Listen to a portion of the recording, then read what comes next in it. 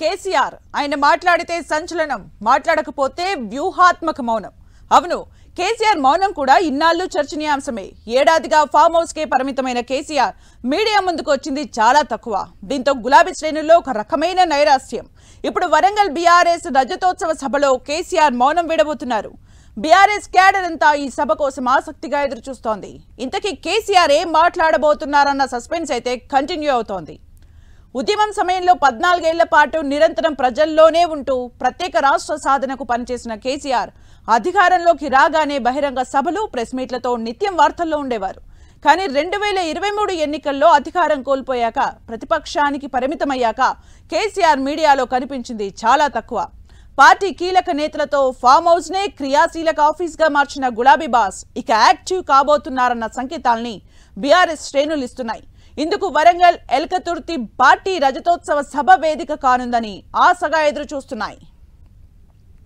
BRS working president KTR, senior నేత హరీష్ రావు, ఇతర చాలా మంది కీలక నేతలున్నా అందరిలో చర్చ మాత్రం కేసీఆర్ ఏం మాట్లాడతారని. అసెంబ్లీలో ప్రమాణ స్వీకారం కోసం, ఆ తర్వాత బడ్జెట్ సెషన్ కు తొలి రోజు హాజరైన మునుపటిలా కేసీఆర్ యాక్టివ్ గా కనబడలేదు. దీంతో క్యాడర్ కొంత డీలా పడింది. అయితే కేసీఆర్ ప్రస్తుతం రేవంత్ సర్కార్ కు కొంత సమయం ఇచ్చి ఆ తర్వాత రంగంలోకి దిగుతారన్న ప్రచారం జోరుగా సాగుతోంది. దానికి రజతోత్సవ సభను వేదిక చేసుకోనున్నారనేది గులాబీ వర్గాల టాక్.